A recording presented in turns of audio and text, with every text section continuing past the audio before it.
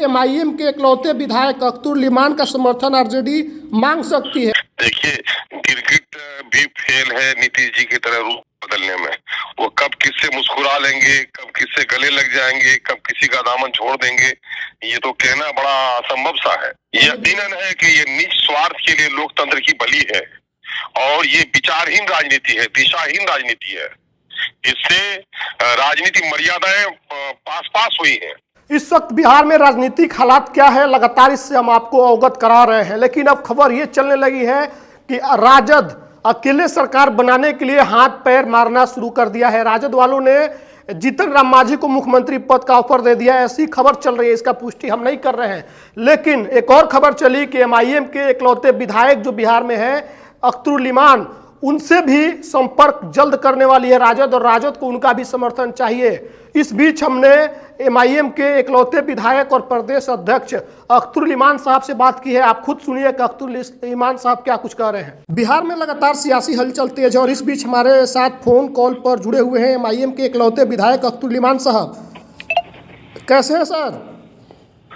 बिल्कुल ठीक ठाक। अभी जो हलचलें हैं सर सरकार को लेकर के, इससे आप अवगत होंगे, हमको अंदाजा है कि आप अवगत होंगे इन हालातों से। हाँ, लोकतंत्र के लिए बड़ा अफसोसनाक मरहला है जी कि एक स्थिर सरकार को अपने निज स्वार्थ के खातिर इस तरह पैदा कर देना, ये अफसरशाही को बढ़ावा देना और लोकतंत्र को कमजोर करने वाली चीज है। आप ये किसके लिए बोल रहे हैं? नीतीश जी के लिए बोल रहे हैं?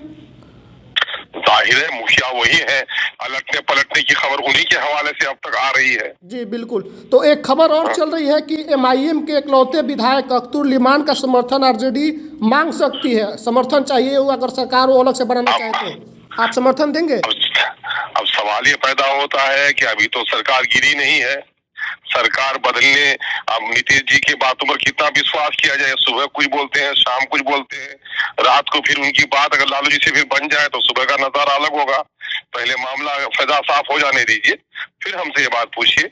और जहाँ तक राजद के ताल्लुक से, हम लोग तो अछूत लोग हैं, तो मामला ये है कि जब तक फैजा साफ नहीं हो जाती है तो कुछ भी कहना आज तो समय से पूर्व बात हो तब मामला होगा। नहीं, चीजें कुछ स्पष्ट इसलिए हो रही है सर कि आज राजभवन में जो है बीजेपी के जो नेता प्रतिपक्ष है विजय सिन्हा से नीतीश जी की मुलाकात हुई तो मुस्कुराते हुए तस्वीर आई, लेकिन वही जब उनकी उससे पहले तस्वीर जब तेजस्वी के साथ आई तो वहाँ पर दोनों के चेहरे का रंगत जो है बदला हुआ था, चेहरे पर से मुस्कान गायब थी। तो ये स्पष्ट माना जा रहा है कि अब नीतीश जी जो है बीजेपी के साथ जा सकते हैं। तो ऐसे में क्या एमआईएम आरजेडी को समर्थन देगी? देखिए, गिरगिट भी फेल है नीतीश जी की तरह रूप बदलने में। वो कब किससे मुस्कुरा लेंगे, कब किससे गले लग जाएंगे, कब किसी का दामन छोड़ देंगे, ये तो कहना बड़ा असंभव सा है। तो इसलिए अभी कुछ भी कहना समय पूर्व बात होगी ना। अब वो किनसे मुस्कुराते हैं उनका तो मामला होता, कहीं पे निगाहें, कहीं पे निशाना उनका होता है। तीर चलाने में तो माहिर है वो। जी जी जी। तो ये क्या लोकतंत्र के लिए ठीक है जो हो रहा है अभी? और इसके यकीनन है कि ये निज स्वार्थ के लिए लोकतंत्र की बलि है और ये विचारहीन राजनीति है, दिशाहीन राजनीति है। इससे राजनीतिक मर्यादाएं पास हुई हैं, एक ना राजनीतिक मर्यादाएं पारा हो रही है ना। और ये लोकतंत्र को कमजोर करने वाला अमल है, इसकी जितनी भी निंदा की जाए कम है। आप लोग इसकी निंदा करेंगे अगर ऐसी होती है सरकार की? नहीं, बिहार की पूरी जनता आज वो ये कर रही है कि इस तरह ये लोग पूरे बिहार के अफसरों को बेलगाम कर दिया है इन लोगों ने।